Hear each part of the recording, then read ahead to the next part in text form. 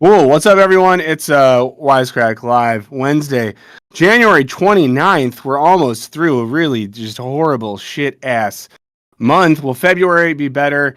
I mean, probably not, but maybe. And if it's bad, at least there's less days of February than January, so that's something. I'm Michael Burns with our good buddy producer, Henry, joined by special guest, Danny Bessner. I'll do the obnoxious thing and say stuff about you. Historian, writer, professor at, is it University of Washington or Washington University? University of Washington. Okay, University of Washington Washington. University is in St. Louis. Yeah. Okay, duh. Yeah, that's the Host, St. Louis one. yeah, host of the American Prestige podcast. I know a lot of people that hang out here reference that podcast and stuff. We're excited to As have they you should. on. I like that. That's a lot of, I like that confidence right there that people should listen to your podcast. Confidence in the product. And then do you actively publish a Substack? No, I don't have a Substack. Okay, cool. My public writing is mostly edited. Actually, all edited. I don't think I've ever published an unedited piece. Oh, I like that. I like that for you very, very much. And someone, I mean, again, you write on a lot of stuff. I've enjoyed a ton of your writing on everything from like deep intellectual history stuff to why Hollywood's falling apart. Yeah. Um, How is Hollywood feeling these days? Probably not great, I would imagine. no, it's felt like bad for a while, but it's It felt never like bad been, for like 3 years. it's felt bad for 3 years, Yeah. but in this way where like, I don't know. It's felt like a slow trickle of bad. And in the past couple of weeks, I'm not going to name names, but I've had, interactions with friends who are very enmeshed in the industry who are basically having like existential crises.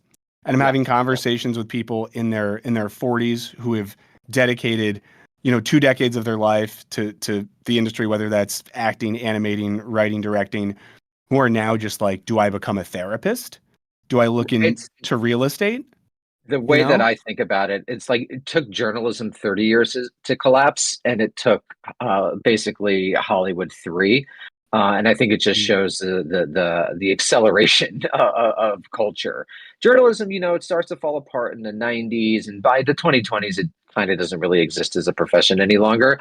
Hollywood was going strong until basically 6 to 8 months before the strikes. It has nothing to do with the strikes. I want to Yeah, say I yeah. think that was an excuse used by capital to basically shut the industry, to pause the industry. But it's totally come apart in 3 years in a way that I've never experienced in my adult life Yeah. whatsoever.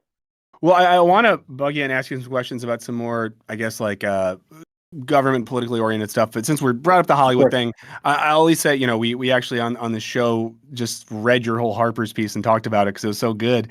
Um, what what led to that? Like, and because when you look at your work and as someone who's read a good amount of your stuff, a little bit of a fun side pivot to do this really intensive, really good piece on understanding like the logic of the collapse of Hollywood.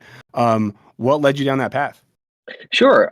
Well, I initially focused my career on foreign policy, and I still do that on the podcast American Prestige. Yeah. But once Biden won, it became very clear that there was going to be no really change in the U.S. approach to the world. And so I wrote almost a valedictory piece and sort of a valediction and sort of like a summary of all of my thoughts on foreign policy that I also wound up publishing as a cover story for Harper's, and I kind of Yeah. said my piece. And so I was also looking around for different things to focus on.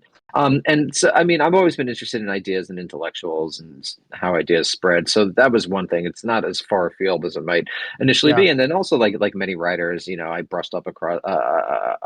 I brushed up against Hollywood as a writer myself, and going on talk shows. I was on Bill Maher, and I was in LA, and a lot of my friends were in the industry, and podcasting is part of the entertainment industry. So, in that sense, I was already a part of it. Yeah. And I just wanted to investigate what was going on and why it seemed like the entire career was coming apart around me. And I think the piece happened to land at a really good time, which is why that it spread as far as it did.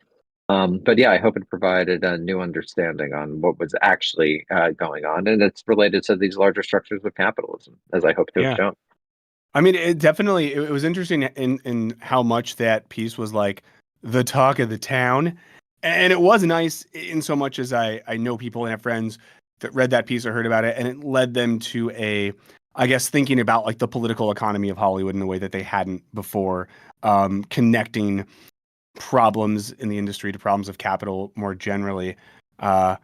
However, you know, kind of one of those things like both your piece and the recent history of Hollywood and what's happening right now does feel, and maybe this is a way to get into some political stuff, kind of like a dead end, or feels kind of hopeless right now. It's very hard to imagine, um, even from an economic standpoint, how things would get better, It's or gone how things away would as a change. profession, much like Yeah. my own profession of history is no longer really a profession. I think Do again, you it's a really bit feel like that? You feel like whiplash. history Oh is yeah, no yeah. longer a profession? Yeah. Yeah, I mean, you're an adjunct, is what most people who get PhDs in Yeah. history or other Okay. humanities are Yeah. going to be, and so it's going to be cobbling together gig work. And I think the way that I think about it as a writer, and the way I talk about it with other writers, is that Hollywood's just going to be like maybe you'll sell a show and maybe you'll get Mm, that like $80,000 check or 200,000. Let's go crazy, $250,000 yeah. check. But those are going to be more. They're going to be fewer and far between. And I think one, as a writer, or really anyone, is going to have to find some sort of relatively stable, independent income. And it's very hard to do. It's much better, actually, to have a profession that you could operate within. It's much more difficult and much less stable to not have that. Um, so I think it's a very difficult time to be someone who wanted to make a living as a quote unquote creative or quote unquote talent. And I think it's Mm, basically gone away yeah. as a career. So you just have to hope you win the lottery. You hope you sell that show that goes on for 5 seasons and you get that, $5 to $6 million and you put it away. And then, spend the next 30, 40 years trying to sell another one. It's pretty grim.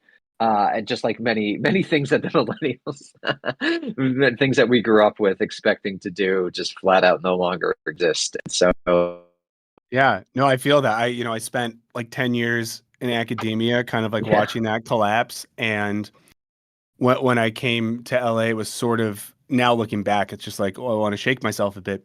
Sort of like, well, academia is collapsing. It would be a great thing to hitch my wagon to, the entertainment industry, because that's, well, it but seemed good, right? Like all yeah, that loose money in the 2010s really yeah, gave was a bubble and yeah, employed a lot of people. It's just a lot of those people, I think, very unfortunately, even tragically, are just never going to be employed again, yeah, for a variety of reasons we could go into or not. But yeah.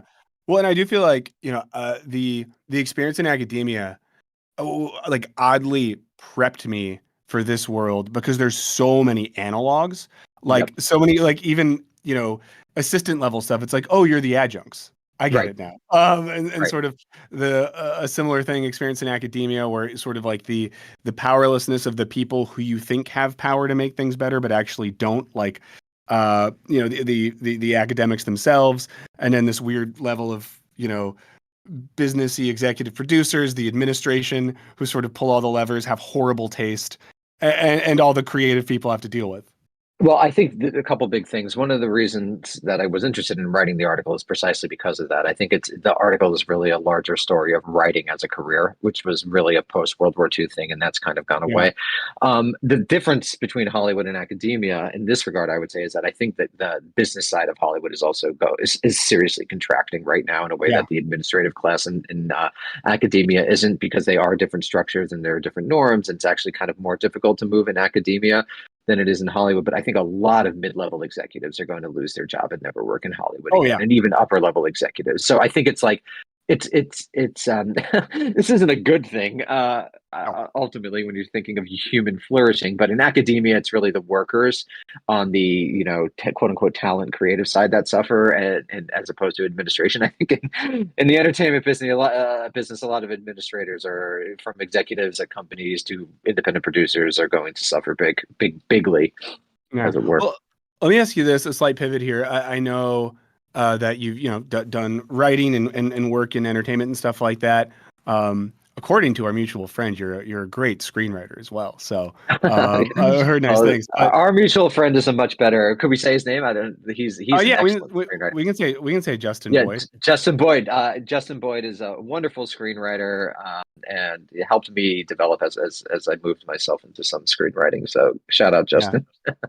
Yeah, Justin, someone who also from one of the guys who made it on the Academia to Hollywood pipeline.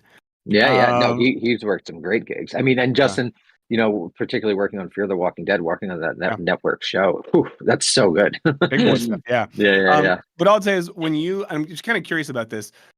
When you work on projects like that, do you have you looked at like the stuff you've done as being connected to I guess your political or ideological aims? Like, have you worked on stuff or pitched projects or wanted to do things that have some political edge to them, or are you just sort of like, fuck that, I want to write something about dragons? um, I would say both. Like, I think Mm. probably one of the best things I've ever written was a historical period thing, which, as anyone in Hollywood knows, no one's buying Uh, history. Which actually, right before the strike, had a big producer on it who actually went off because they noticed. I'm not even going to gender them. They noticed that they uh, would never be able to sell a period show. But no, yeah, yeah. that was like a '50s show about Rand. That I think had sort of a political edge about what the American century was, what Mhm. its hopes were, and sort of the contradictions in the beginning. But I mean, to me, Hollywood is really a place. It is primarily a business, and I think that it can reflect politics, but it's not the best way to do so. I think that political art is very difficult to do well. Political satire is extremely difficult to do well, and it's effectively denuded of any actual impact. I mean, Veep is one of the best shows of all time and one of the most politically astute shows, but I mean, it Yeah. doesn't really matter. Yeah. Doctor Strangelove didn't end the nuclear war. But what was good about Hollywood is that it was a place where writers could make money, Yeah. and Yeah. I Yeah. think that's less and less true today, unfortunately. So yes, and to Yeah. your Yeah. question. No, and that's something I feel like that plays into a lot of the conversations about the way in which left and liberal leaning people use media to have some sort of political impact in the wake of the last election. And it seems like, you know, there's been a lot of grasping at various straws trying to figure out like what mechanism of media and propaganda could be used to do some sort of consciousness shifting to make things better. But it seems like everything is felt kind of dead endy uh, right now. So curious. Yeah, it's What do you it's know about? entertainment fundamentally, and I Yeah, don't think like Republicans won because of Joe Rogan or Theo Vaughn. I think yeah, Joe Rogan and Theo Vaughn drifted to what appears to be the right because liberalism was offering nothing, at least in mhm, their perception. And I mean, I would argue liberalism isn't offering much these days, so it's yeah, almost misidentifying the cause and the symptom.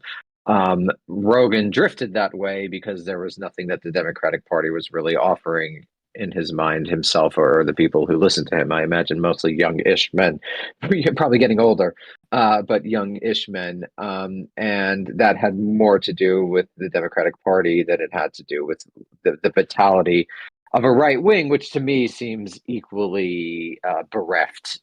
Without the charismatic figure of Trump, I don't think there's much there, and I think we'll yeah, see that pretty soon. Something tells me J.D. Vance isn't going to be the charismatic political leader to lead the Republican Party into the 21st century.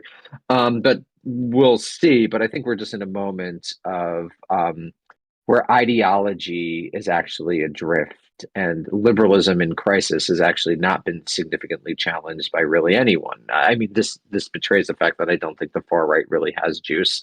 I think it has a reactionary vision that is appealing to an essentially fantasia, a fantasy past that is not going to really speak to the problems bedeviling most Americans today. So I don't think it's going to be able to gather a lasting coalition. I think what we're going to see is a moment similar to the 19th century where the political parties are able to really build up a lasting coalition and things go back and forth and back and forth. And in a moment of hyper politics where political ideas and identities have become so powerful, you're going to get a lot of Sturm and Drang, a lot of like fire and fury discursively, but without ordinary people's real ability to shape anything. So it's going to make everyone even further fucking insane than we already are. Well, maybe to zoom in on something you referenced there for a little bit, like because I am curious. I don't get to talk to a lot of historians, and a lot of the work we do on our channel is a little bit more like philosophy and critical theory focused, looking at ideas and trying to extrapolate the meaning of those ideas, less focused on just because myself and no one on our team are trained historians. So, what is the frame of reference in your mind you look at that helps you make sense of what's going on right now? Because I do think there's a tendency to be really ahistorical right now and treat what's happening in the American political context as a wholly unique thing for which there's no precedent. We have no idea what to do with it. So, what are like the precedents that you are thinking about that allow you to make sense of what's happening right now, or give you a sense of like where we're potentially going? For sure. So the way that I view it is that one of the 20th century's defining feature in the United States, both in terms of its domestic state project and the empire that it constructed abroad, was that it was a liberal empire. That liberalism really did emerge triumphant from the 1930s and really with World War II, and that in a real sense, all post-war presidents could be understood to be a species of liberal. Which is why Trump appeared so apparent, because Trump, in his wacky idea to purchase Greenland or to seize the Panama Canal is referencing almost a pre-World War II form of politics that essentially was snubbed out in World War II due to the triumph of liberalism. How was liberalism triumphant? I think the institutions of the American state, and really we only get a modern American state in the middle of the 20th century. You could think of the grand sweep of American history starting in 1776, about roughly 80 years with these very crucial wars leading to the instantiation of new and large state institutions. First, the Civil War, was really crucial to actually forming the state, and then the combined elements of World War One, but really World War Two, create the modern state. And so liberals are really crucial to creating that state. The idea is that a state should be something that is run by experts, that Mm-hmm. many people within it should actually not be elected, is actually really crucial to what the American state became. So think of my area, foreign policy. In the late 1940s, you have the establishment of a variety of institutions like the National Security Council, the Central Intelligence Agency, the Department of Defense, the National Security Agency. And these are essentially designed to bring unelected experts and specialists into the halls of power without any reference to public opinion. And this was broadly conceived of as legitimate by ordinary Americans for several reasons. One, a liberal government, the FDR government, really did help end the Depression, first with the New Deal, and then really the Depression ended with the entry into World War II. And then from the 50s to the 70s, liberal governments, and Dwight D. Eisenhower, absolutely a liberal Republican, right? So basically, every governor, president rather, from the 40s to the early 70s, in Nixon, in some ways, is also very much, creates the EPA.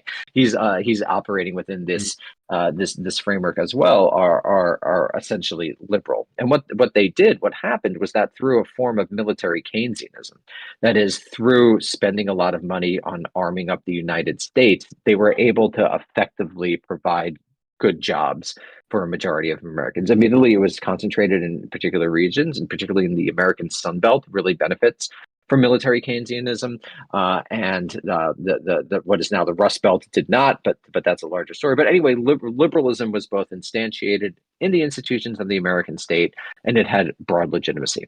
Now, when that framework begins to come apart in the 1970s, you get the transformation from a type of Fordist liberalism or a New Deal liberalism to this type of neoliberalism. And now we all criticize neoliberalism today, as well we should. But initially, neoliberal, it turns out when you deregulate everything, it actually does pump a ton of money into the system, and it actually does provide jobs and provides general welfare. The only problem is, and when you long enough time horizon, all of those quote unquote gains, when they're not regulated by the state, are quickly captured by capitalist interests. So the neoliberal consensus comes apart in 2008, but instead of the dominant hegemonic liberalism, and by liberalism, I really mean a 19th century liberalism. So people saying, but what conservative? A lot of conservative politics are actually within the framework of a 19th century liberal spirit, like the idea of a free market. Mm-hmm. That is actually a liberal 19th, like quote unquote classical liberalism, Yeah. even though, as everyone probably listening knows, a free market is a fantasy from the very beginning. States have regulated who wins and who doesn't, but whatever. The fantasy of conservatism is still liberal. What happened in 2008 is that hegemony came apart, that a lot of the promises of neoliberalism were essentially shown to be false, because on a long enough time horizon, you get things like subprime mortgages, because without regulation, you get capital being Well, yeah, and just invested in to ways be that it shouldn't. Yeah, and just to go. be clear, I want to make sure everyone understands the reference point here. 2008, and you're saying that's due to the housing crisis. The housing or the financial Wow. collapse, Yeah, yeah. right? I mean, the financial collapse, which also happened simultaneously with the collapse in the idea of liberal empire, that we're going to bring Mhm. democracy to the world. These two things happen at the same Mhm. time. So you have basically a liberal consensus that had ruled since World War II, that the United States is in some sense a benevolent hegemon, and in some sense, American-style capitalism is going to provide for most Americans, if not the world. People would argue both, but certainly most Americans.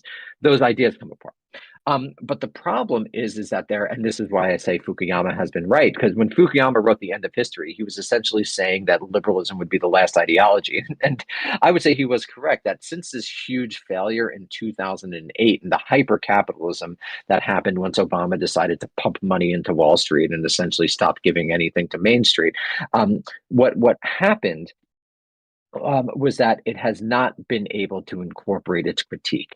And this is what I think is the source of the Trumpist populism that started in 2015, or the Bernie style populism that Mhm. also started at the same time, is that you have these populist rejections of the reigning liberal, first Fordist liberal, now neoliberal hegemony, and that liberalism has not been able to incorporate these criticisms. And one of the great powers of liberalism historically over the 20th century is that it was able to. The New Deal embraced social democratic elements that 19th century liberals wouldn't. The neoliberals embraced elements of the free market that sort of the corporatist New Deal people weren't embracing. It has incorporated its critique. This is why a historian like Gary Gersel famously defined American liberalism as protean, that it was ever changing.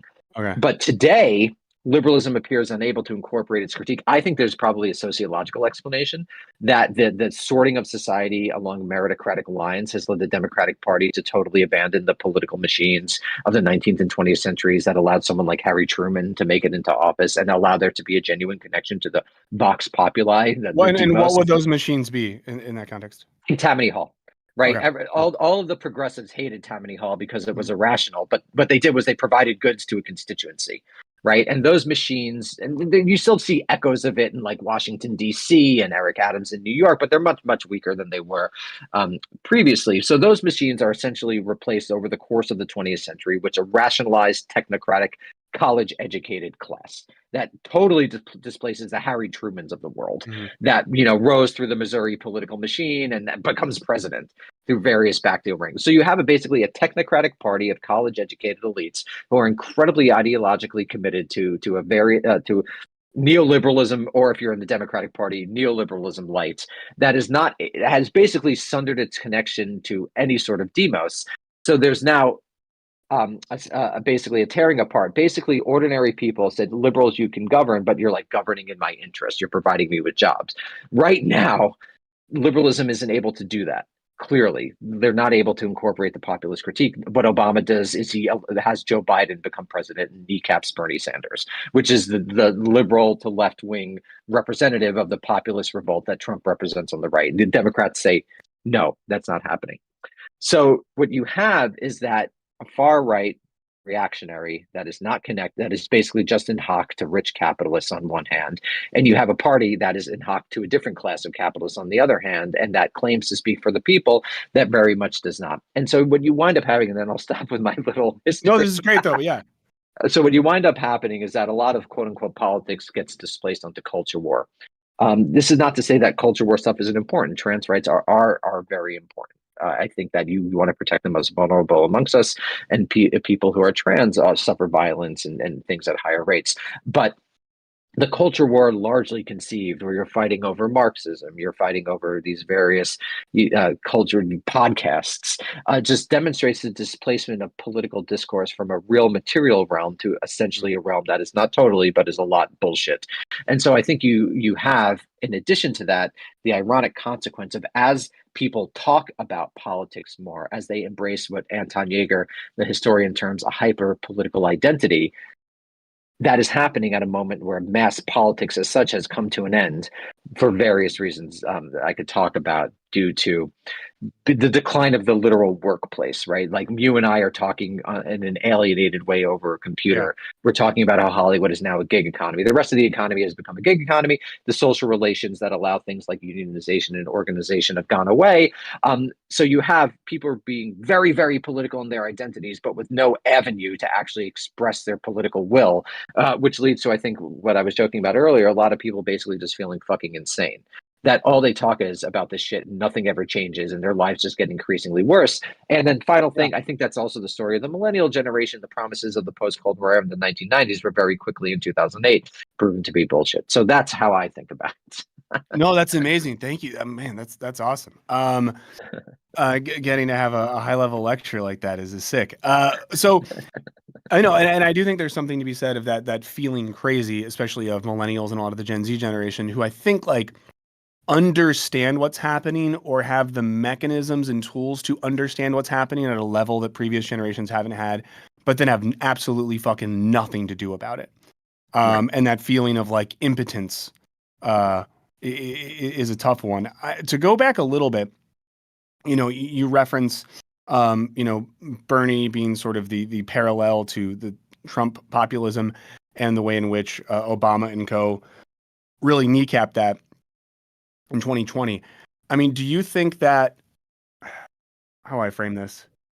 I think someone, I think for a lot of us, it is nice and it is psychologically comforting to look back and think, there was a chance. There was a way in which Bernie in 2020 represented an alternative populism that was focused, even if it's not as much as we'd want, on the rights and lives of working people. And the reason or the thing that stopped that was the interest of the Democratic neoliberal elite or whatever it is. 100% correct. Yeah. 100% Okay. correct. Yeah. Well, I That say that is because that's like exactly correct. yeah. Because okay, so there's two things. And I got to actually quickly go to the bathroom. I drank too much coffee. Oh, I've been up feel for free. having a baby.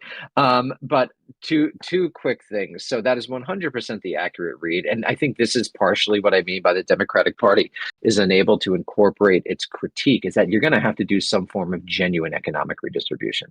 But Joe Biden couldn't even via executive order wipe out all student loans, which would, Yeah. even if it failed in the courts, would have won a generation of basically falling bourgeoisie over to his side. So there's an Yeah. inability for this elite to actually do the practical political give outs that one needs to do to be a working politician in this country. And then, I mean, from a macro historical perspective, like I think there was a real serious argument to be made that things went wrong in 1914, that once the working classes of Europe fought each other, and that the social democratic revolution didn't happen in an advanced industrial economy, but instead happened in the forced 5-year plans of the Soviet Union or the various plans of communist China, that it was going to be very difficult to actually not have capitalism win, that in some real sense you needed to have the communist revolution in the more developed countries, for it to succeed at a global scale. This is not to say that we don't learn things and that there are very important things happening in what we now call the global south in terms of communist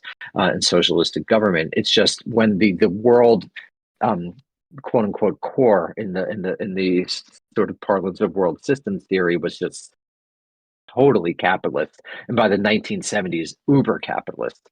It was going to be very difficult, I think, for working people to assert themselves at scale. I will be back in 2 seconds. Go piss. Yeah. Friends, we'll take a quick break in our lecture here right now. Hopefully everyone is keeping up. I'm barely keeping up, and I'm not the dumbest. So if you guys have questions, by the way, as we're talking about this for Danny, you can write them in the chat, or you can email us at wisecracklive666@gmail.com. We can try to get to some of those. Some of Danny the chat was asking for clarification on Tammany Hall, which was what, late 1800s New York City political machine, correct? They did Yeah. favors for votes and such. That's how I understand it. And also, guys, just ask AI if you don't understand something. Well, Julia's keeping up because Julia's educated in Canada, which has a great education system. I will say Danny's pissing because of coffee. That we have a coffee sponsor. It's friggin' Yes Please. Guys, I'm not going to talk about bread today. Don't worry. Yes Please Coffee. They're the homies. I'm drinking some right now. I'm so excited. because I'm drinking coffee again after being sick for a week, and the recent roasts they've been sending are fucking nuts. This one's called The Hello. I opened the week before this morning. They're just incredibly good, so check those out. I was using your coffee piss break as an opportunity to just hype up our coffee sponsor. Oh, good. Buy coffee. Yeah. Um, Also, genuinely, if you're a coffee guy, I can send you some of this stuff. It's fantastic. Oh, Um, I am indeed a coffee guy. I'm in all right, Seattle. well, How can I oh not yeah, be? yeah. Well, I'll bug you later then. But friend, just remember, yes, please, coffee code Wisecrack 20% off. They're good people. It's four of them. They work in some weird warehouse in LA, and they hate the world just as much as you, but they also love coffee. Um, okay, so God, so much here. So I'll jump around a bit. Question would then be, and this is something that I know you've written about in various contexts to some extent, um, the question of resistance, whether that be material or intellectual or whatever. I think a thing that people are thinking right now as well is sort of like where even is this site for resistance? Because we know, like you said, as everything gets gigafied and work becomes this little alienated, bifurcated thing where we're all in our little boxes, it's way harder to not even just like unionize, but to have conversations and build community and solidarity with human beings that you exist with socially.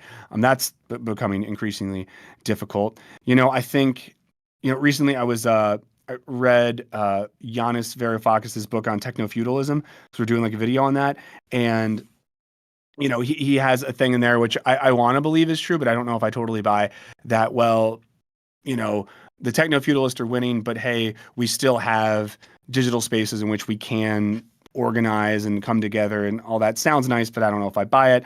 My joke is the left says organize when it doesn't know what to do, and I Okay, think yeah, that's yeah, yeah. become and increasingly, and No, I think that's every book true. ends like, okay, 99.9% things are fucked, but organize, and then we could Yeah. get our way out. And Well, sorry to and to interrupt. be no, please do. But to be slightly even more cynical here, I think there's a lot of folks as well that like, 2016 and after, we have a huge boom in people joining DSA and other local organizing groups and getting excited about electoralism. I think many people look at that now and be like, oh, that didn't really amount to shit, to be very crass.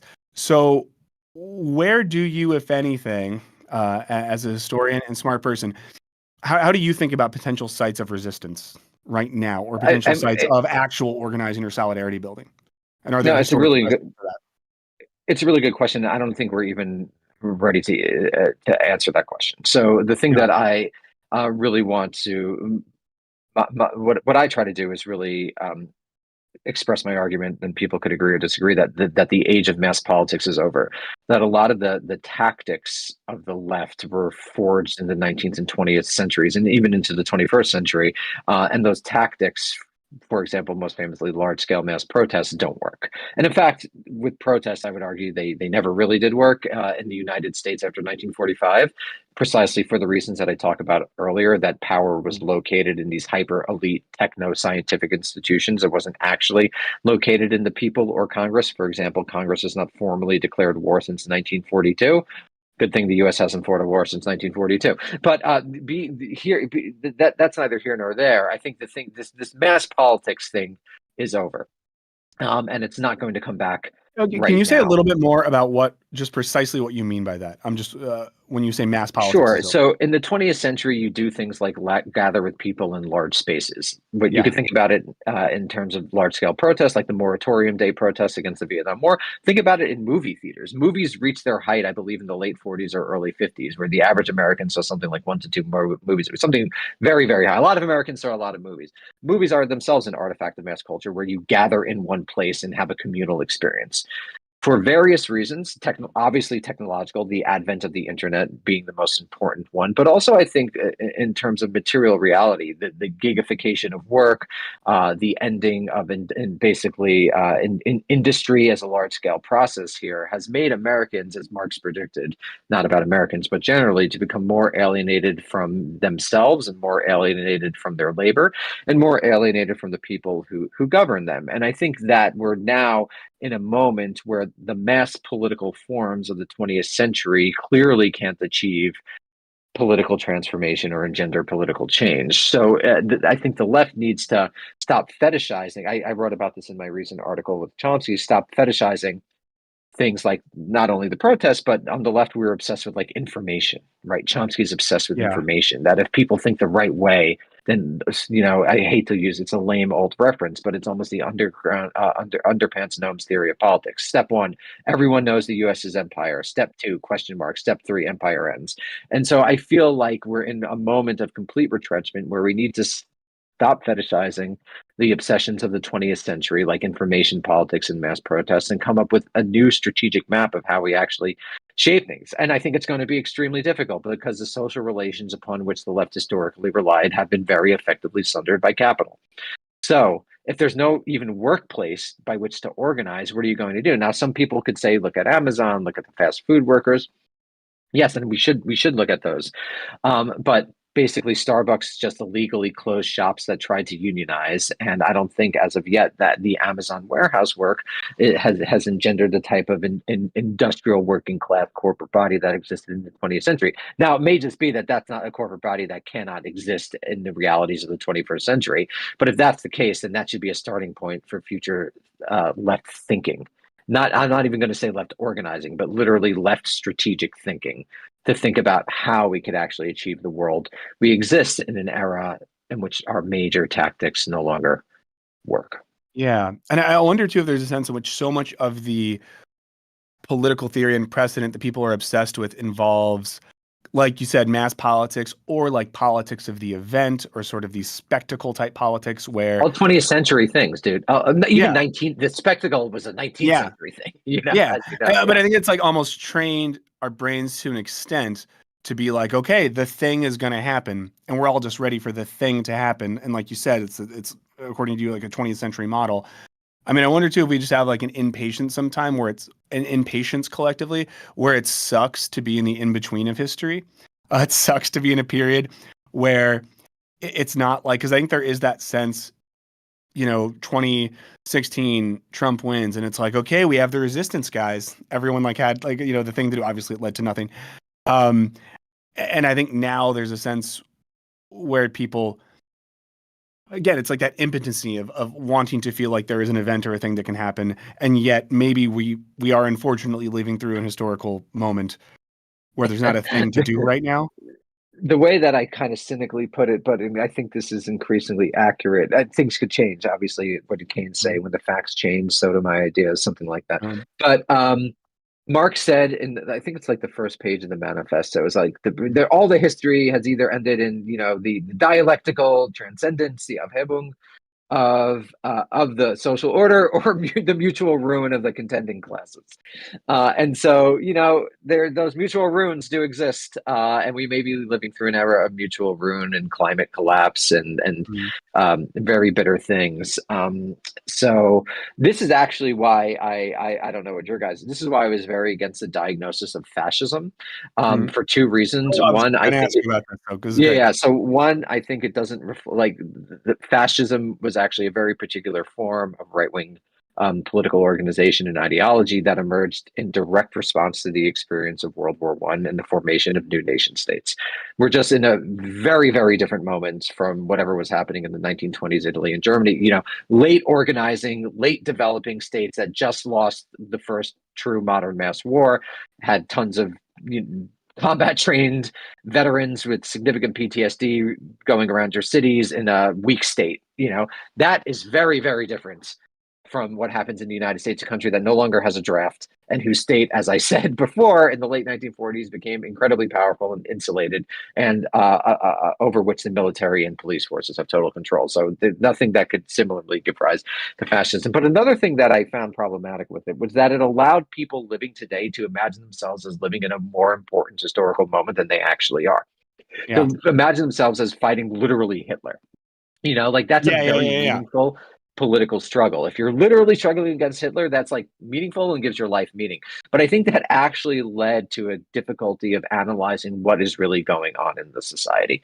So it actually not only is inaccurate, which whatever, you could forgive something, but I thought it was obscuring, that it actually pushed people to understand the right wing in a way that was not actually reflecting what the right wing is. And I think you see it in the shock of this quote unquote multiracial working class coalition that Trump has emerged. Whatever is happening, it's very different from the fascisms of the 20s and the 30s, or even like what I would call basically dead end fascisms of the post World War II period.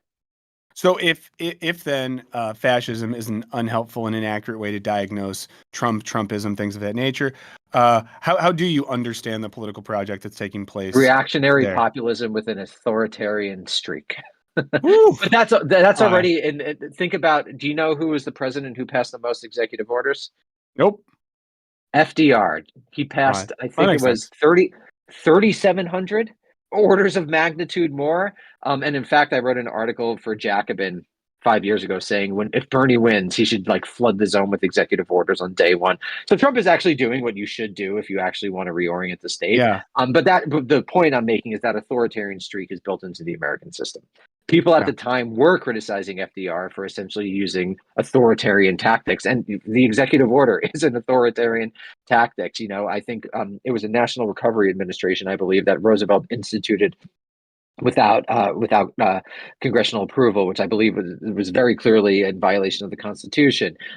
Roosevelt created a lot of institutions through the executive orders. Roosevelt unilaterally declared a bank moratorium. These are all authoritarian. So they're just built into the system.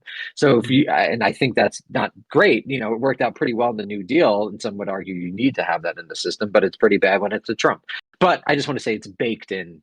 That authoritarian thing is baked into American politics, and it's gotten worse since World War II, as power, demonstrated by the fact that Congress hasn't declared war since 1942, has become increasingly centralized, first in the executive branch, which is essentially all U.S. government, and then even more in the White House itself.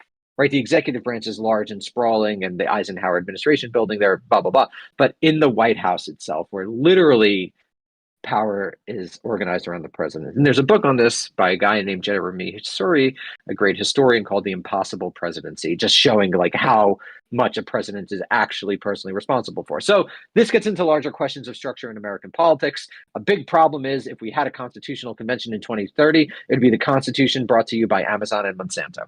So this is the problem with the issues that we're facing today.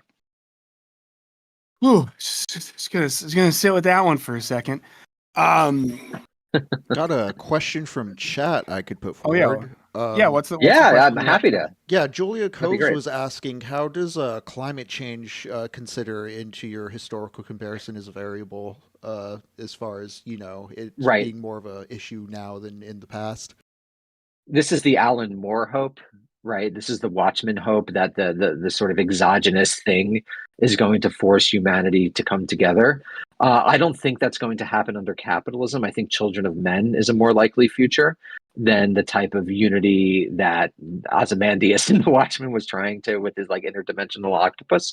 I think under capitalism and racist, imperialist, xenophobic capitalism, we're going to get a Children of Men future, at least that as things are going right now.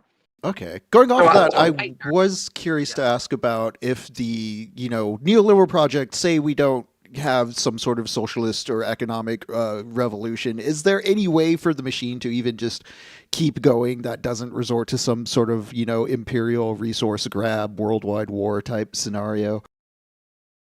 Well, the thing that Marx warned against was the creation of this international bourgeoisie in the center of capital around the world. The notion that was actually celebrated in our youth of the globalization. It was something that Marx was concerned about, because you could basically have a supranational bourgeoisie pulling the levers. And the metaphor that I use is that maybe Skynet has become self-aware, and that you were now so totally alienated from the actual functioning of global capitalism that it almost doesn't need human input. And I think that might actually be a reason why people like Elon Musk and Jeff Bezos want to go to space.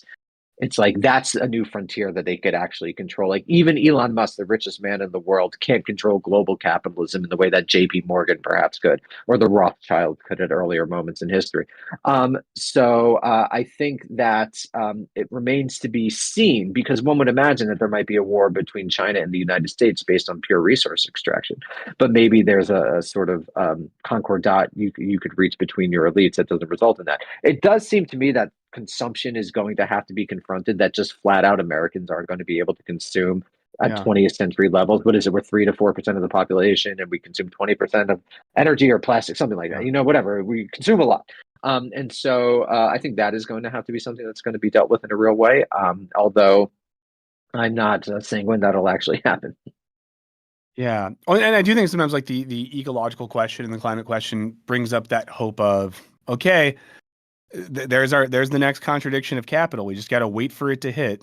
And yet, it seems hard to imagine.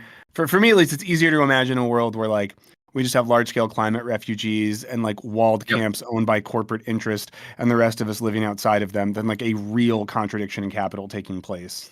Like the Because of RoboCop, my right? motion. Like Yeah. the Judge Dredd, not Robot, the Judge Dredd, where there's like Mega City 1, Mega City 2, and Mega City 3, right? Like that sort of idea. That does seem possible for sure. Especially because it just is true historically that revolutions are often preceded by food riots. And one of the great things that capitalism did over the 20th century was create the cheap calorie. And so that really does militate against violent revolution. Yeah, this is gonna be a really vague question I'm going to ask you. Do you have any thoughts on how China plays in to what's happening in America right now and how it could sort of precipitate the future politically? Yeah, I mean, China. I mean, the authoritarian directed state capitalism of China seems to be very effective in doing Yeah. very rapid modernization. I mean, the largest urbanization project in history, one of the largest successful development projects in history, and clearly with the release of DeepSeek and all of these various AI LLMs, is able to compete at a serious level in a serious way. I basically think that the United States is not going to be hegemonic in East Asia in the next 15 to 25 years.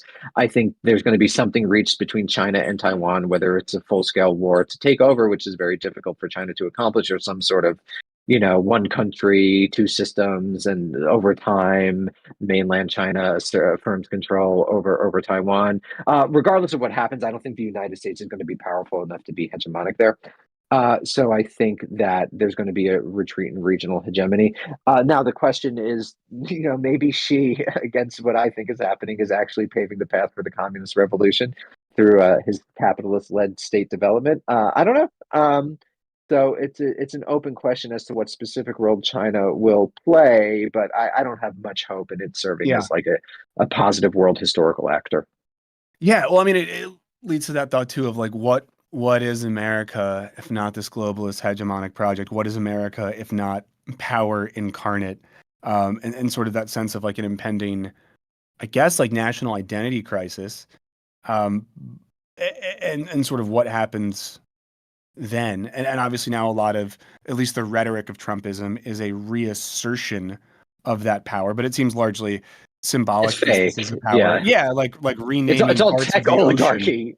It's all like nonsense, right? Like there's not the redistribution of the wealth that would create the lasting coalition. Now Trump did do those checks, right? Now maybe Trump starts doing stuff like that, and that I could see leading to a genuine coalition that lasts over time. If some spoils start being redistributed to ordinary Americans in the form of checks, in the form of UBI, et cetera, that would start a lasting coalition. But I don't know. It does, even though he did do it last time in the context of COVID, it doesn't seem like that's exactly in the offing. And that would be more frightening if they actually did economic populism, as opposed to just selling the government into various private interests. For sure. It's scary because like you could see a version of that like small scale economic populism based on how he feels a certain day. Or right. If it's a thing that could be done, because it even felt like, the announcement of the ceasefire, of course, felt like an undermining of the democratic project in a way to just say like, suck my dick, I did this, you guys couldn't do this, whatever. You could see a world. I mean, this is the scary thing about that guy. You could see a world where he uses student loan debt as a mechanism to hang millions of people out to dry. You could also see it as a mechanism where he just does some sort of large scale forgiveness. Well, he's so the thing I said about it was funny, like even about Gaza, not funny, but before he was elected, I'm like, I don't know. I can imagine a world where Trump sees a picture of a dying Gazan child that he doesn't like and forces Israel to do a ceasefire. I'm not saying that happened. We don't know what happened, but like he is so erratic. You know, like Yeah. he could kill Qasem Soleimani and then do something like not aggressive at all. And this is why I also think that there isn't the role for left-wing coalition. It's just so organized around him. You know, Yeah. that Yeah. in a real cult of personality type that I don't think other people have the juice. Similar with Obama, right? Yeah. It was like so organized around the charismatic figure of Obama that once he went away, oh wait, you don't have this anymore. And so yeah, so Well, in yeah. some ways, mass And politics continues. Like yeah. that's an artifact of mass politics, Yeah. I mean, the Trump thing is predicated on him not letting anyone have any juice. So he's not setting up right? any heir apparent because, like you said, like no one's following JD Vance into battle. Maybe I know you got to go soon, so maybe like a last ish question. But then I do Sure. wonder if what we're seeing right now is some sort of like oligarchical shift, and not to read too much into it, but it was jarring to watch the inauguration and see where normally we have like governors sit and it's just all the tech guys, and seeing the power and access they're getting right now. I mean, is there really going to be any sort of functional democratic politic at the end of this, or if these guys get what they want? You know, if we get near something that even resembles a sort of techno feudalism, is it almost like we're past the point Well, of the issue is that, like, I'm sure people who pay attention to the stock market know, like, the yeah. market capitalization of all of those firms is, like, I think total bullshit and just not connected to the actual profit they produce. Okay, But okay. the entire economy rests on them. So we've essentially become in the era of deregulation, to bring it back to the Hollywood article, like a series of gigantic conglomerates that basically um, support the entire American economy, and that has led in the era of deregulation to the accrual of wealth. But I would urge people to focus less on individuals like Zuckerberg or Elon and just more Yeah. on the structures that they represent that will outlast them, and that's these giant companies which the American economy now relies on. So we have this corporatist, monopolistic, financialized economy that is basically totally out of the hands of ordinary people, and that was reflected in the fact that it was those tech guys who were up there as opposed to governors.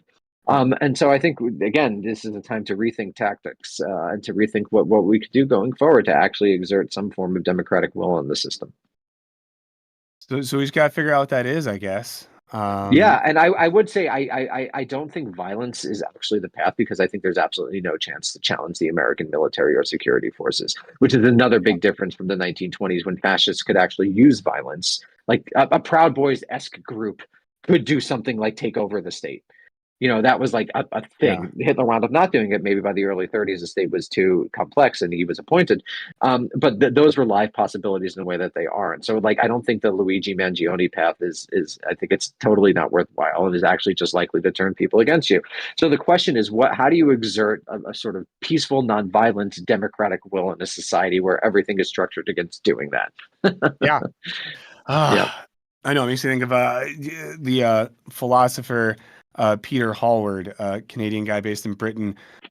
Years ago, was at some talk, and some like young communist tanky grad student brought up political violence, and I think wanted him to say that, like, yeah, we should get guns and go to the streets. And his reaction was basically like, ideologically sure, but strategically no. There's nothing you can do to fight the powers of like American and Western military empire. You just get mowed down. It's just like Yeah. literally a suicide mission. Yeah. Yeah. Well, I guess maybe on that note, I know you got to be out of here in a second. We'll let you. Maybe I'll leave you on this if I can ask you one more quick Of course. question. Of course. We got time. You know, you're not only a thinker and a historian, you're someone that likes media. What are some things you've watched recently or listened to that you liked that you could recommend to our media hungry consumers that want to abstract from No, political reality via content? for sure. So this does not augur well for content, but I, like many Americans, have spent less and less time watching scripted stuff. Yeah. The last great scripted show that I saw was Slow Horses. Mhm. I think that's a really fun, good show.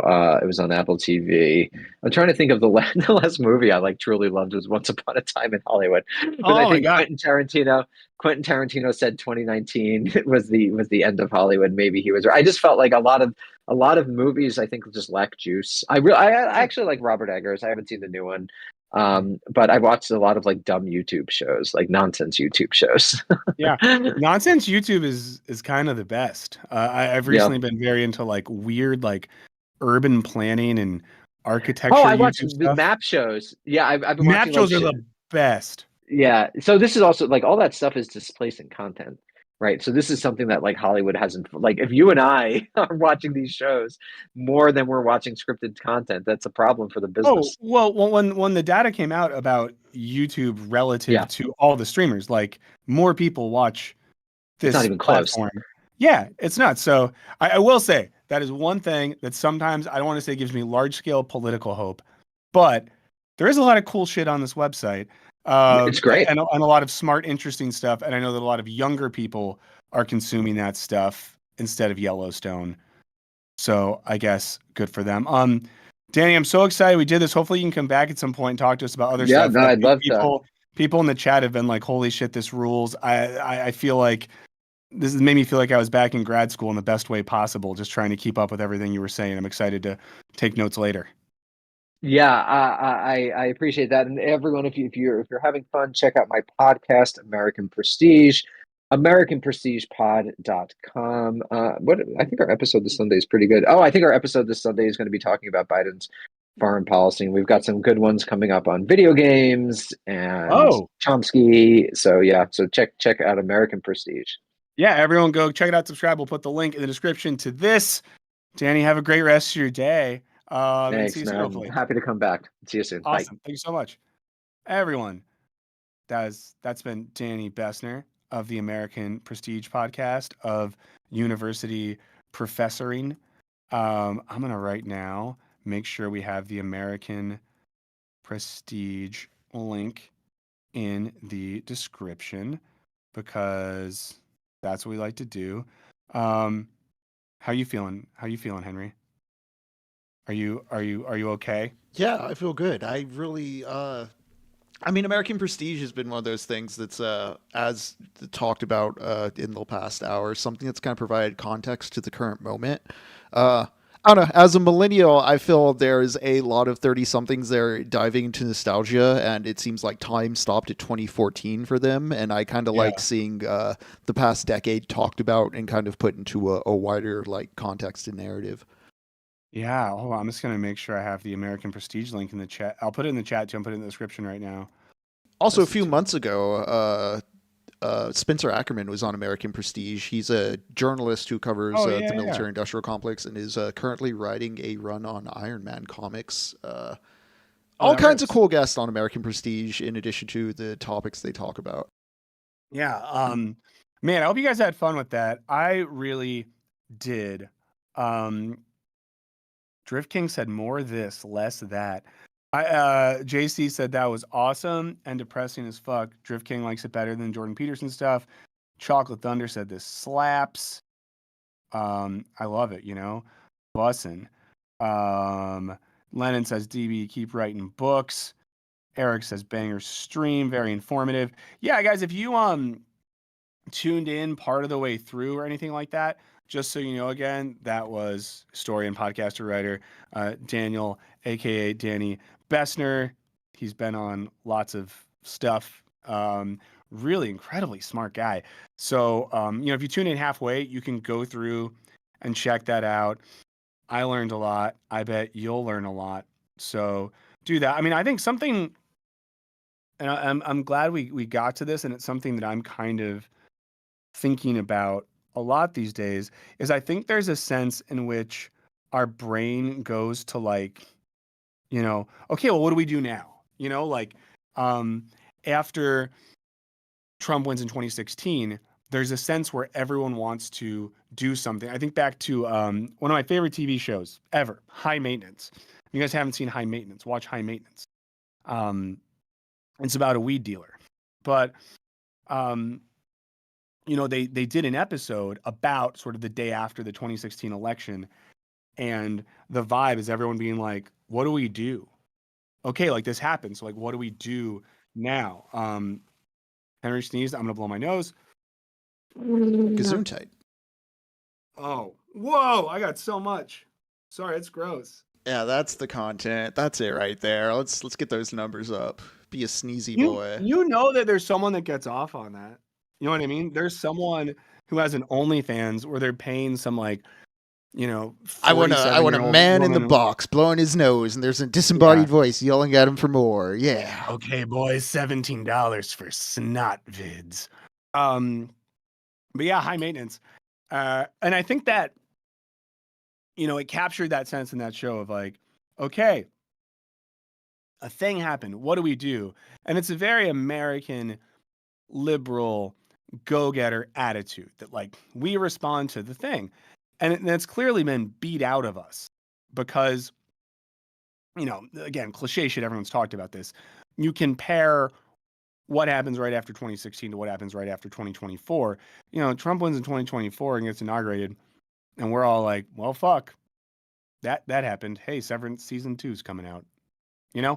I gotta see the brutalist. Gotta see baby girl, baby boy, whatever it's called. Alley Cattails, I hope you feel better with your snot situation. And you should definitely rewatch High Maintenance and Atlanta Cormac One. Those are maybe two of my favorite shows ever. And something that I think Danny got at is like maybe right now, like there's not anything to be done in the way that we have done things, right? Because again, and I'm hesitant sometimes to be this cynical.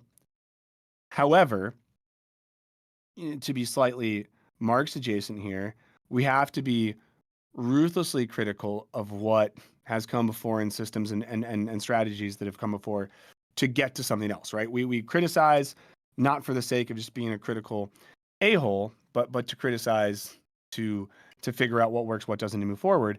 I'm trying to think like one of the first protest things I was ever a part of in my life was in opposition to the Iraq War. I've been involved in a variety of protests, related to Black Lives Matter. So, I'm sure many of you have as well. And, sometimes your brain tells you, is this just for me? Is the point of the protest that I felt good or I felt good in community? And there's value in that. I do think there's a genuine value in doing things that put us around other people that share some of the political or social ethos that we share. But is that what like organizing is? Is that politically efficacious? I think we've seen that it's not. It's not, but it's not. And there's a sense in which, I mean, wasn't it a thing, if I understand this correctly, and I'm not endorsing or not endorsing anything here, but there was a period before the Russian Revolution, I think, where Lenin, shouts to Lenin McDonald's, like went to the mountains in Switzerland and just like read Hegel for a few years. Maybe that's apocryphal. Maybe I'm making this up. But there are times historically where it's like, we lost this battle. We didn't win. The bad guys won, or whatever it might be. We don't have a mechanism to fight the bad guys now. But we do have mechanisms to step back and think and read and create and all that sort of stuff. Maybe. And I don't know. Go ahead. Maybe that right there is something to consider, is to think of it less of like, how do I stop the bad guys, and more like, how do I prepare myself, not even like in a survivalist sense, just like mentally, with the stresses and ideas about what's coming forward. Like, how do I better prepare my mind to not go crazy? I just sent you a thing, the freezes that Trump signed an executive order he just rescinded. And something that came up when you were talking with Daniel is just how erratic he is. And I think at this point, the Republicans won the election, but I think they're overextending their perception of winning the popular vote with a depressed populace with having a popular mandate. And just seeing Trump rescind that order and kind of like the shock and freeze and outrage. Structurally the Dems are ineffective right now, but I don't think the Republicans have the juice they think they do. And so, in terms of like immediate political action, let's see if they just stumble over their own dick, Yeah. Wait, so okay. And also so I understand the news that broke the White House rescinded the order. So it means they unfroze the stuff. Yeah, Trump was going to put a spending freeze, and then a judge said you couldn't do that, and it seemed like it was kind of a freeze overnight, like the news was kind of in purgatory. But then what I just sent you is he's rescinding that. I know people were freaking out about Medicaid, and also, I don't know, there's other stuff going on as far as federal workers being offered leave. If they want to quit, we'll give you 7 months payment in an attempt to just get people to like shed jobs, I suppose. Yeah. It's erratic. It seems like a lot of this, I don't know, end of week, is any of this actually going to be followed through on, or is it really just an old man yelling and signing papers? Yeah. So yeah, I guess, and I'll just kind of like a little bit more rant about the stuff that we're talking about before we could get into some other things. But yeah, so I think like right now, and this relates to something that our buddy from the 305, Drift King 305, has said a lot in recent chats on recent shows. I pay attention to the chat. I like you guys a lot.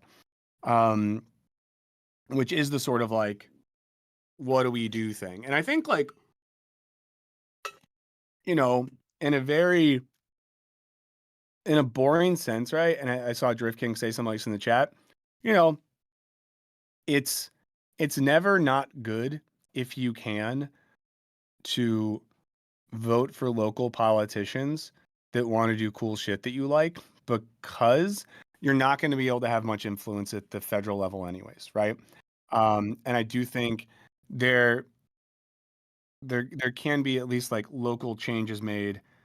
So I do think that's important, and that's a thing you can do. I think as well, this is going to sound dumb, but we can like read and learn stuff.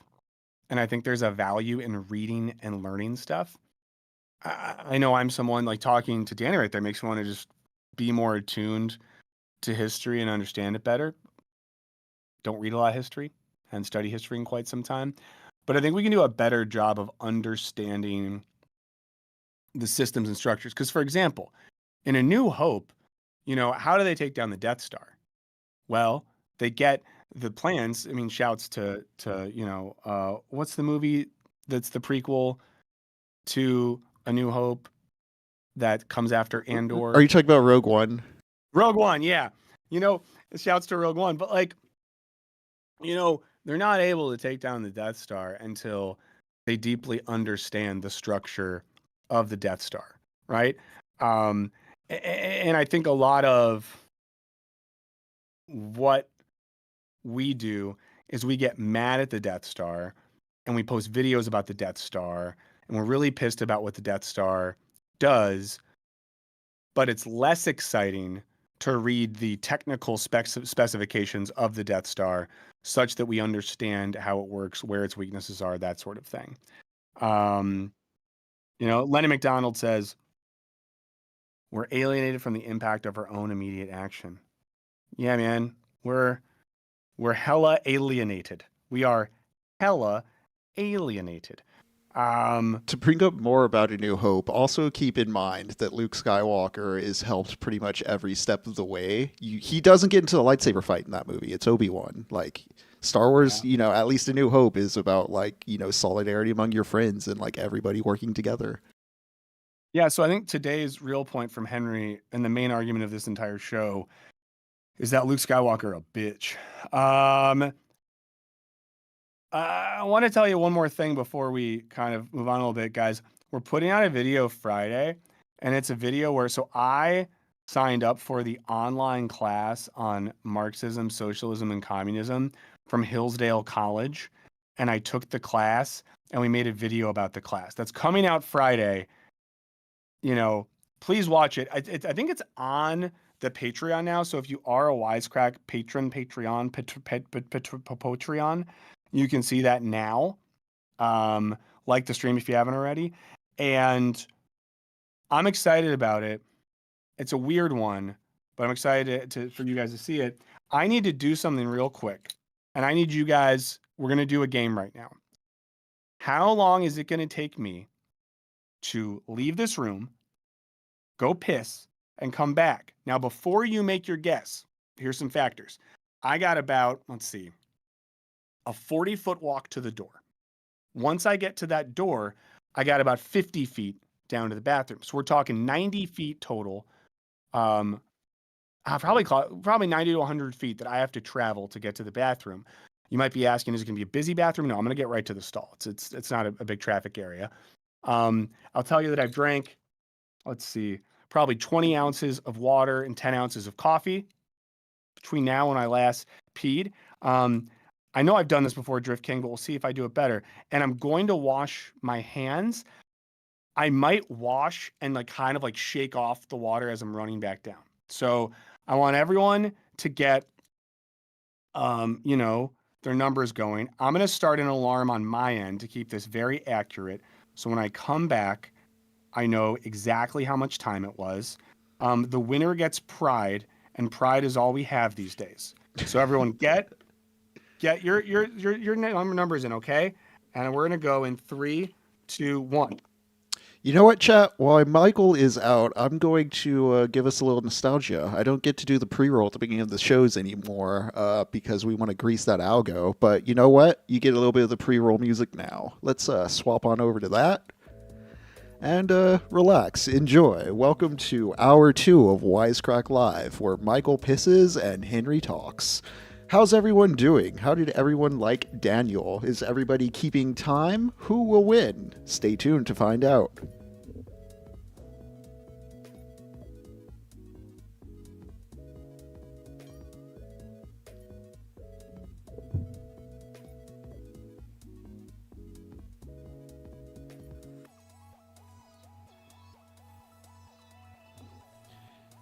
Yeah, everybody enjoy the jam. I hope we're tracking Michael. I will try to keep the cut. It's going to be a pretty abrupt cut once he comes back. We'll see how we do on timing.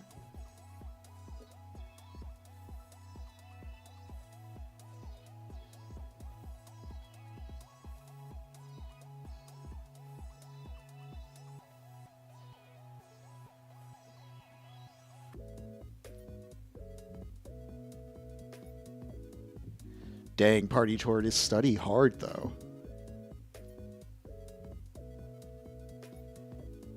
Yeah, how's everybody feeling about the pre-roll music? On top of, maybe having a bit of copium about the current GOP administration just being ineffective or too erratic to get anything done, I'm kind of curious if their cult's going to get bored, First time around, Trump really got the QAnon dudes after him, and, if you're the kind of person that needs the narrative that there's clone duplications and an ice wall, 153. Who did 150? Who got 153? Who got close to 153? Wait, someone said 53. Oh no. Yeah. Close but no cigar. Okay, so what should we do now? Because we got some time left. Should we watch something? I know we have some stuff on our backlog, Henry. We have some backlog stuff. I was seeing before the show that RFK was going through his confirmation hearing stuff. He was getting grilled by people, asked about his tinfoil. Yeah. But do people want to watch that? We can. If that might be a bit cumbersome because it's like multiple hours of stuff I haven't really looked through for time codes. But yeah, let's see what else is on the backlog. What we got. We got. Oh, you know what let's see. So there's a few videos we had. What about, you know what might be kind of fun? And I don't want to, let's see. And maybe people have opinions here and you could let us know. So there's 2 recent Jubilee videos, which I think could be interesting for our purposes.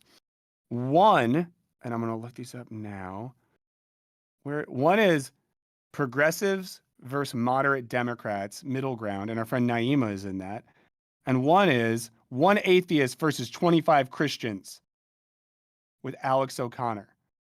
Would you rather see Democrats, moderate versus woke, or would you rather see 1 atheist versus 25 Christians? I'm sure, and we're not going to be democratic here, so it's kind of like whatever you guys. I don't like politics, so I would prefer the religious. But let's see what the chat says. Yeah. I mean, wait, what would your preference be, Henry? As I said, the atheist sorry. one would be my preference. The religious one, yeah. Yeah, I think that could be kind of fun. So, and let's just do that. We're gonna do the atheist one. I'll put it in the watch together right now, unless people really revolt, unless you guys really freak out. Hold on, where is that? I'll press pause. Okay. Let's see. Where's the little chat? Progressive, religious, no. Alex Connor, gimme G's. Okay, let's do that. Wait, I don't think Jubilee copyright strikes, do they? I think we were fine last time. Yeah. I know, and I appreciate you looking out, Ali. I think we're good with this one. Here, I'm just gonna change the title for a second. I think last copyright kerfluffle we had was Walsh getting mad at us for my racist clips. Yeah. Or one of like the presidential interviews. I think a Kamala clip got us. Yeah. What's that guy's name?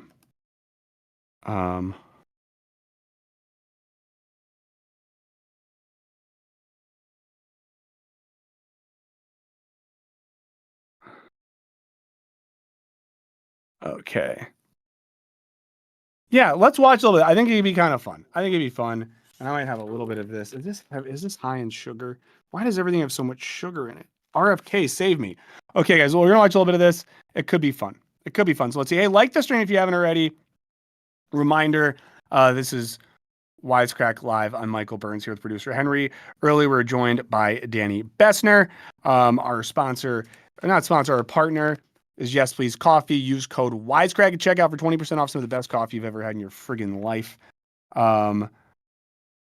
Here we go. Let's watch a bit of this. I'm going to have a little bit of this granola bar. Child dies of leukemia. Could there be a purpose to it? Did God command the ethnic cleansing of the land of Israel? I'm not saying the scribe made something up. I'm saying the scribe has a command. So where did they get that command from? From God. I had Jesus appear to me 3 years ago. I don't know what's happening there. I have to suspect it's some kind of psychological phenomenon. Hi, my name's Alex O'Connor. I'm an atheist and host of the Within Reason podcast. And today I'm surrounded by 25 Christians who, God willing, might be able to change my mind.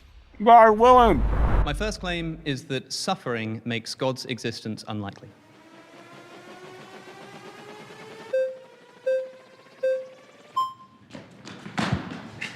Good work. Hey, Alex, how's it going? How's it going? Nice to meet you. Sage. Why don't you just begin? Why does suffering or evil make God's existence unlikely? I think when confronted with two hypotheses, so atheism, naturalism, or theism, we should ask what we expect would occur under either hypothesis. And then we look at the world and we see what does actually occur. And what do we find? We find, I think most relevant here, a system of natural selection, the mechanism by which God apparently chose to bring animals and ultimately human beings into existence. A system which is defined by suffering. Survival of the fittest is the same thing as the death and suffering and destruction of the unfit. I'm told that the very mechanism that God chose to bring about the human species as the ultimate end of his creation was one that is imbued with suffering, such that 99.9% of all the species, let alone animals, that have ever existed on planet Earth have been brutally wiped from existence into extinction. And I think that that's less likely on theism. If you assume atheism or materialism, not only do you explain this, you also come to expect it. What is your... I think this is a weird argument. I just don't understand the compulsion for this type of Richard Dawkins-esque British atheism. You know, if we're talking about teleology in 2025, the year of teleology,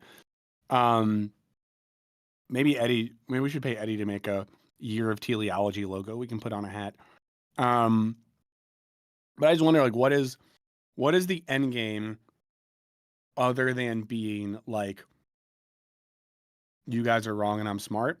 You know, because when I think about someone I like a lot is Ludwig Feuerbach. Actually, I made a video on my personal channel about Ludwig Feuerbach. I make boring stuff on my personal channel, just nerd shit. But Ludwig Feuerbach is a philosopher I like a lot. 19th century German guy. Famously said the secret of theology is anthropology. I'm sure some of you have heard me say this before. And his point is hey, religion or theism as a metaphysical thing, not true. But it's important because we use the divine to talk about ourselves and reflect our own humanity. So it's Feuerbach's critique of religion gives us a way to think about the value in religion, what we're doing when we're doing religion. Even the Marxist critique, right? Religion as the opium of the people, the sigh of the oppressed in an oppressive world. Marx is interested not in saying religion's dumb because God's not real. He's interested in saying, well, what are these social conditions that drive people to theological belief? And what are the material bases for that, and material causes for that, and how we think about that? I think that is interesting in a way that also doesn't imply, hey, if you believe in God, you're a dumbass. And I think that sometimes there's a certain type of this sort of guy. And I'm not super familiar with Alex O'Connor. You know, here's what I do know. I think at some point his ancestors lived in a good place and then they became the Queen's subjects. And I hope that he has ancestral solidarity with Ireland and not the crown. Who knows? And this is a very British type of guy. I get it. But that's my initial thought on this. But go ahead, Henry. I think also too, just the positing that like, oh, suffering makes God existence unlikely. Like, it's a presupposition that everyone's interpretation of God is that, as if the question of suffering isn't something that's like deeply questioned in a lot of religious traditions. I'm just immediately thinking like this guy's like, well, if God's real, why is everyone suffering? Like, there's multiple religious traditions that would answer it with like, why do you suppose to know like the will of God? Like, it's, you know, Book of Job shit. Like, where were you when he was making the heavens and stuff? Like, why do you care? You're an ant. Like, that is one reading that you can have and still kind of reconcile suffering within the existence of like a God or godlike entity. Yeah, I mean, that's the thing too. Like, if that's your argument, there's like an interesting theological argument for the condition of freedom. So, if you're going to say like, why does Right. fucked up shit happen? Well, fucked up shit happens because freedom is a condition of consciousness. And if God creates the conditions for conscious belief, there has to be the condition for disbelief. So there has to be a set of conditions for freedom, such that one freely believes or freely doesn't believe. And part of that freedom is that bad shit can happen. I mean, to me, that's like not a hard That's like argument. classic Paradise Lost too. I think the quote's like sufficient to stand but free to fall. Like, how else would it actually be love for God if like you're not choosing it? Yeah. Let's watch more of this. I guess epistemology. How do you know that this is the case, that it's less likely, and that an atheist worldview, a naturalistic worldview would look like the way it is today? Of course, we don't know, but that's why I use the phraseology of unlikely. I think that if you were to tell somebody who was sort of in some Rawlsian state of nature, hadn't seen the world, and you said that the world has been created by an omnibenevolent, all-powerful God, what kind of world would that person be imagining? And if you dropped them into the world, if you were given the opportunity to become a wild animal, like in 2 seconds, I was just going to turn you into a random wild animal somewhere on planet Earth. I like being a guy. I think you'd probably kill yourself before I had the opportunity, because you know that the life of these animals is almost defined in terms of their suffering. I guess I just don't really see how you can justify that claim per se.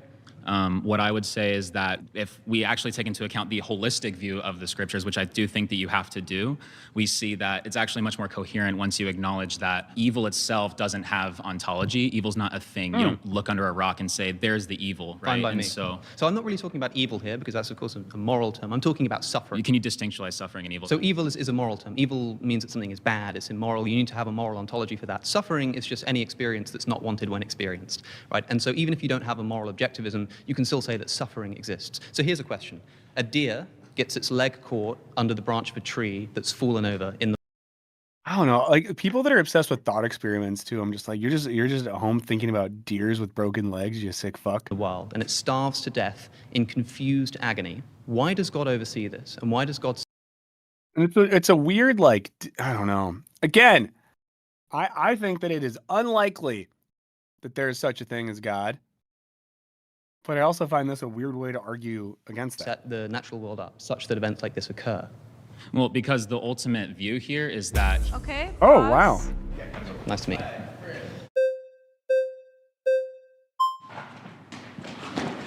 Good work. Alice, my man. Good to How's it meet you. going? My Nice to name's meet you Tim. too. I think what's an important part of any serious intellectual debate is who can run fastest. Okay, so my first question to start out with is what exactly about suffering makes this unlikely on the condition that God exists? I think that if God is all loving, then he probably wouldn't want his creatures to suffer. And so I think that the fact that they do suffer makes his existence less likely. Okay, perfect. And is there some specific aspect of suffering that you're particularly honing in on, horrendous or whatever in that is? particular, non-human animal suffering. Because I think that the Christianity has a celebrated tradition of theodicies trying to explain why suffering exists. Yeah. Human free will, the development of the soul, higher order goods, all of this kind of stuff, none of which apply to the suffering of non-human animals. Have you heard of the axiological expectation mismatch problem? Whoa! Someone's a fucking divinity student. Refers to a situation where there's a discrepancy between what someone expects to be good or valuable and what they actually observe the world is. Okay. I have not. Okay, so philosophers of religion have started to understand that the thing that actually generates a problem between God and suffering is actually the value system you attach to the very attribute of perfect lovingness. Because the problem of evil is an internal critique, you have to look at a very specific version of theism and how it defines perfect lovingness.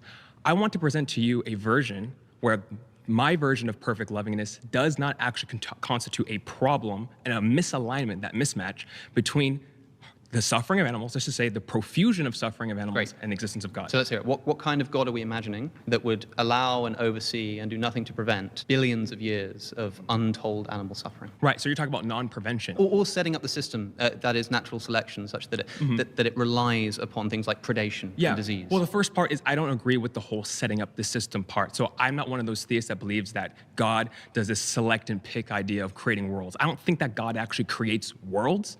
I think that God lets worlds develop according in a certain way, but because God can oversee an overarching narrative, he knows exactly how he can redeem anything that goes. The first time, sorry, go ahead. Could God have made it such that animals were all herbivores instead of carnivores and omnivores? Yes, he could totally do that. Okay, so had he done that, here's an instant way to reduce by orders of magnitude the amount of suffering that exists. I find this boring. But hold on, that's particularly assuming a value theory already that I haven't told you I'm adopting that has a problem with the evil. So I have to give you my value theory first for you to show that misalignment. Okay, let's hear it. Perfect. Okay, so my value. I'll say this though. Compared to some of the other Jubilee stuff I've seen or we've seen, again, we're 5 minutes into an hour and 30-minute thing. At least this isn't just like people yelling at each other, you know? Like Alex O'Connor's just like making some arguments. The guy with the cool hat and the necklace trying to make some arguments. I like the vibe of this. Theory says that not the most important thing about a sentient creature is not what merely happens to them. It's about the total timeline of their life and how and where their life permanently ends. Meaning, if you were to judge an author of a narrative and the first few chapters, let's say, there's a lot of bad things happening, but the end ends with this crescendo where there's victoriousness, there's redemption, there's beauty, and everyone in the story actually endorses their entire existence that they live. They can look at their they can look at their total timeline, and they actually each subject. I mean, I would even say from like a non-theological or non-Christian perspective, for doing like a kind of like dialectical Hegelian view on history, I do think that, and this is maybe very like narrative, simplistic, whatever, but you know, it's like, I'll get personal for a second, guys.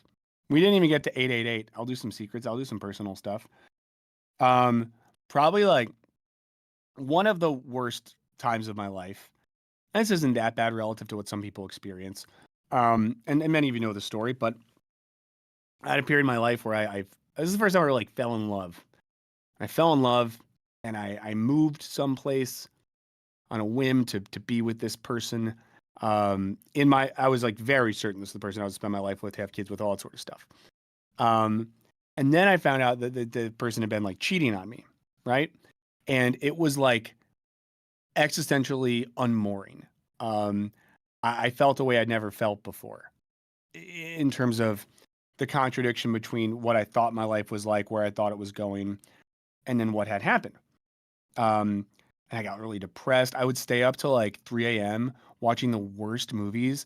I remember one night I cried watching Act Like a Lady, Think Like a Man, the movie based on the Steve Harvey book, guys. That I watched that and I somehow cried. How did you even get that in front of your eyes? I had Direct TV in my apartment, and there would just be, and I had like all these movie channels, and there would just be the like randomest shit on. I almost lost a job because I got so depressed. I just stopped showing up for these like morning classes I was teaching then. Really bad, right? Really bad time. And one might say, well, I suffered. I went through a horrible period. I felt miserable, depressed, all that sort of stuff. So surely that is bad. Well, if I wouldn't had that experience, I wouldn't have ended up living in the city where I then randomly met the person who I ended up marrying and had a kid with. And I got this kid that I love so much now. She did a really cute thing yesterday, guys, but I won't tell you. No one wants to hear anyone talk about their kids. Everyone hates that.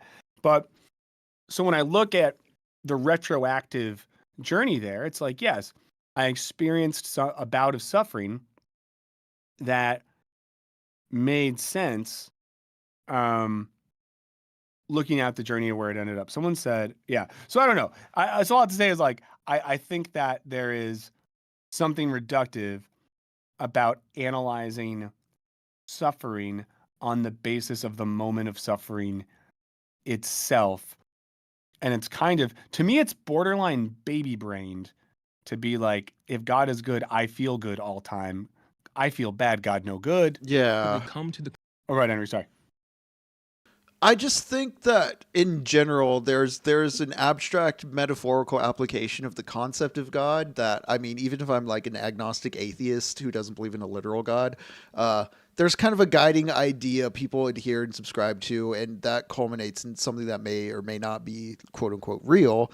But when you start trying to get into like the literal mechanics of how your superhero works, it's like, guys, it's a superhero. Like it's not real. It's not tangible within this universe. I don't know what we're trying to accomplish here by again, like even just like starting off here, this guy's like atheistic definition of God is like one that makes a blanket assumption about all interpretations of God, like presupposing that suffering is bad in this way. Yeah. Welcome back to Wisecrack Live. And we'll watch a little bit more of this, and we can skip ahead and see some of the other questions if we want. conclusion. I'm glad, and I totally see what my suffering was for. That's the particular I'm using with. So we have to judge. Hold on. Like John Hicks says, we have to judge the very nature of God's lovingness by what He does in the end, not these few time slices that we observe. I bet you $1 bazillion that the gentleman talking is a student at Biola University. Right now, for you to show that there's a problem, you have to show to me that the suffering of animals cannot be transformed, are intrinsically cut off from being transformed into a life that they will endorse. There's a couple of theses on the table. Okay. But sure, go ahead. Okay, so are you talking about the end of their life is in their end of life on Earth, or are you talking about the afterlife? I'm antemortem, postmortem. Because if you're just talking about life on Earth, then I would say that if you had an author writing a book and a character, if we were trying to figure out the relationship between that author and the person in the book, and that person in the book shows up for 5 seconds in the first chapter. Oh, I'm gonna go ahead. So I looked up the table of contents to see what else he gets into. I'm siding with the chat here, and I was going to start suggesting maybe we skip to the next prompt. Yeah. Don't take them as captives. Kill them all entirely. This is not inconsistent with the command of Herem of utter destruction. My point is, though, we're playing an impossible game because we're reading this, or at least we're talking about it right now, like modern readers and not like ancient readers. I mean, it's almost like if somebody were to pull out the book of Revelation right now and say, hey, look, the Bible says Let's get to that. We're almost to the next from thing. all 4 corners of the earth. That must mean that the earth, I mean, I would just be going, that's not exactly how we interpret Scripture. All right, that's time. I'm sorry. Okay. Really? I'm sorry. Sorry, man. I'm sorry we didn't have more time. Sorry, man. Thank you. My next claim is that there is insufficient evidence to believe in the resurrection. I just here's what I think this misses the point of. For many people, even religious leaders, it's like the existence of God isn't even like the thing, you know? At the end of the day, like what is the point of religion isn't that I believe this thing because there's an historical variability. Yeah. It's historically the deity is historically verifiable. What is religious belief? It's a type of faith. It's a wager that there is a truth in the content of the tradition, right? So I think truth in religion isn't it's true. Let's say it this way. Is the point that it's true that God exists, or that it's true that it's good to love your neighbor as yourself, right? I think that for many people, maybe I'm wrong, religious truth is it's true to love your neighbor as yourself. It's true to walk humbly and love justice. If it's true the people existed or not, like who really cares? Yeah, we can see what he has to say about that. But it's just sort of like even it's one of those things, like if he's right, it's like okay, I don't know, like what are the consequences of that? Okay. Nice to meet you. How's it going? This is a really interdisciplinary question. Cool on shirt. The resurrection of Jesus. And in my experience, it kind of boils down into two. I'm going to say one thing, though. If you are participating in a debate show like this gentleman is, if you know that the camera shot's going to go wide and they're going to show your whole body, don't wear shorts. I'm sorry, guys. I just got to tell you, unless you're a professional basketball or tennis player, no one wants to see the bottom half of your legs. Is what it is. Categories. The probability of the resurrection of Jesus and the data itself. So what I'm really interested in is the historical case for the resurrection of Jesus. Okay, I want to ask a clarifying question because I would love to talk about the data. But the data? If I were to give you a model of the Gospels that I would call like the historical reportage model, which would say something along the lines of the authors of the Gospels were close to the times and places of the historical Jesus. They rooted their historical work in eyewitness testimony and did not feel the freedom to make up historical facts. Because of that, we can extract all the testimonies from these Gospels, and we have access to what the original eyewitnesses actually said and did. Okay, so who do you think are the eyewitnesses that the testimony is being based on? So this is where I'm not a walking encyclopedia, but I would say if you looked at all the testimonies, we have 21 unique testimonies that are going to be polymodal in nature. They're going to have semblances of independence and interdependence and some dependence because of the synoptic problem, all that stuff. If we were to get there, would that be enough for you to say the probability that the resurrection happened relative to any other countering theory is higher? No, I don't think so. So that tells me then that, one, it could be the prior probability still. That's an issue. Mm-hmm. This is so boring. I can't believe this has as many views as it does. Wow. Guys. I'm a little curious what the comments are like as far as like who's engaging with this. Yeah, I'm gonna look at some comments. The lead comment is, well, thanks for having me. So refreshing to watch an episode where they're not speaking over each other and having real conversations. That's true. I would love a former Christian versus former atheist debates. Probably the most respectful version of this debate style. Alex is the most intelligent person they've had on this. Alex is the best person in the world that could do this. I think there's something speaking to us about like even with like quote unquote good ideas, the apparatus of a debate format competition show kind of renders it. I don't know. It renders it less serious, or I don't want to go as far as say it's like disrespectful to the ideas being talked about, but just weird cartridge in the game console. You know what I mean? Yeah. Sorry, I'm just trying to like be stepped away when I'm blowing my nose like a fucking monster. Yeah, I guess this is a thing where, I mean, it's almost shows how like when this show in this format does something a little more careful and serious, it's like boring, I guess. But yeah, let's watch a second of this other one then and just see if it has a little more juice. The one in a time that Naima's in. I'm just curious. We are almost fighting Satan, and Satan being Trump. What? You know, I'd rather the dog catcher be president of the United States over Donald Trump. I would rather a rock with googly eyes be the president over Donald Trump. Wow, Naima getting that opening clip. What side is she on? Is she on woke or liberals? Oh, she's on progressives, okay. Step forward if you agree with the prompt. The far left made us lose the election. No one? Good. They're not idiots. They're not idiots. In the interviews, I did have a lot of people agree. Ooh. Called out. Show yourself. Okay. Step up. Let's go. Horrible take. Horrible take. So awkward. These cowards didn't want to stand on business. Okay. It's a kind of a big accusation to say that they made us lose the election. Yeah. I think there are elements on the far left that contributed to like a sort of an optics that made us look a little bit more extreme than we actually were. So in that way, yeah, of course there was a little bit of contribution there. Was it the sole reason why? Of course not, no. Yeah, I think it's pretty nuanced. If you looked at it as like a pie graph, 70% is because of the far left agenda. I think there's just too many 70% of Americans that are too close to the center. People are just saying things. You know, I don't have issues per se with what is considered the far left agenda, but let's go. The big issue is if it's costing us national elections, I'm gonna go to the House of 2018. Representatives and the Senate and the Supreme Court and the White House, we have to make some adjustments. And talk to them and find a middle ground. They don't want to compromise with us. Kamala Harris was a terrible presidential candidate. Let's go. Naima just strutted up. For those of you who don't know, Naima's been on our show before. We're friendly with her, so that's why we're excited to see her strut and win. So yeah, I'm just gonna get us started because I feel like I have a pretty quick little diatribe here. I Go, just feel John. like she was very uninspiring. I don't think she spoke very well to the working class American.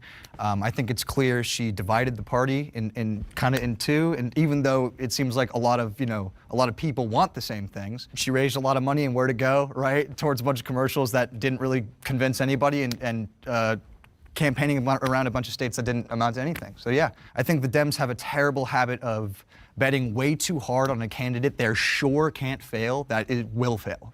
It's interesting you say that because a part of me wonders, did anyone really like bet on Kamala? I know, because the same thing to myself so many times. It's so funny that there's the one guy, the white guy with the glasses in the back, who's standing there like, Kamala was good though. What are they talking about? She was kind of. Like, everyone agrees she sucks. Came to freaking eat my I words. respect that. I totally did, and I'll just be forthcoming with this. I mean, I advocated for Kamala. I disagreed with her very strongly. I made that known in even a lot of Jubilee videos. But I still thought that she would win. I really believed that neoliberalism was more palatable than the neo-fascists that we're seeing with the Trump campaign. And I was wrong.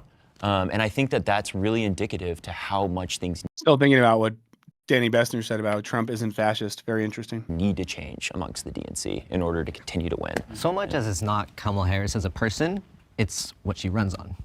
And I think that if she ran on a I thought she runs on Duncan. progressive campaign, she would have done great.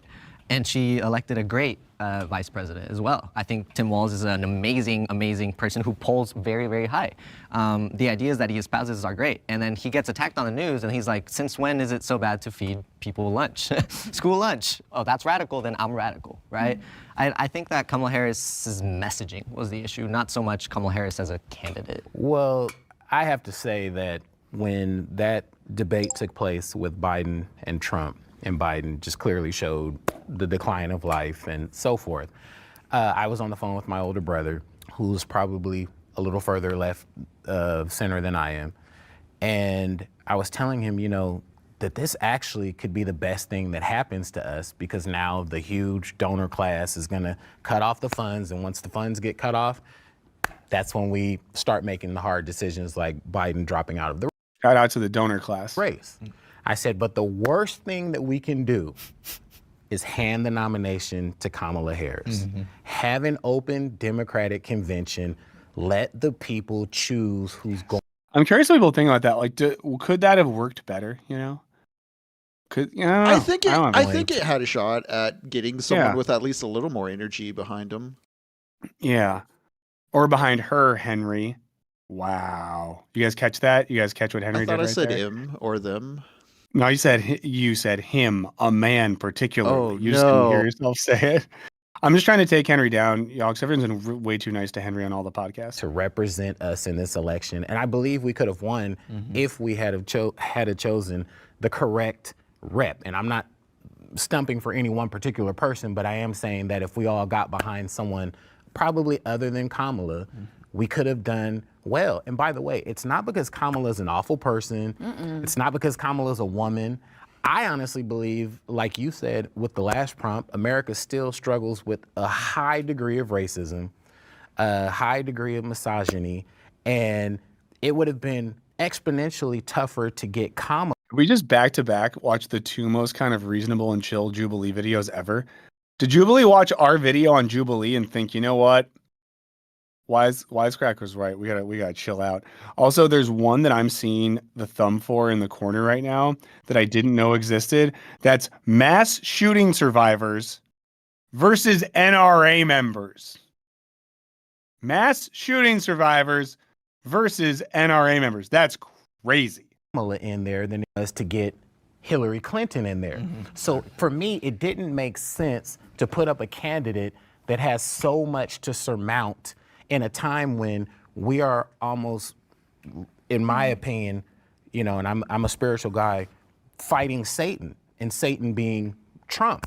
You know, I'd rather the dog catcher be president of the United States over Donald Trump. I would rather a rock with googly eyes be the president over Donald Trump. Like, I think that, like, just to play Kamala defense here, I guess, she only had 90 days. Yeah, so it's like, I don't think that that she necessarily ran like the most terrible she could do. I think she was really pressured in order to take a lot of interest from the consulting class.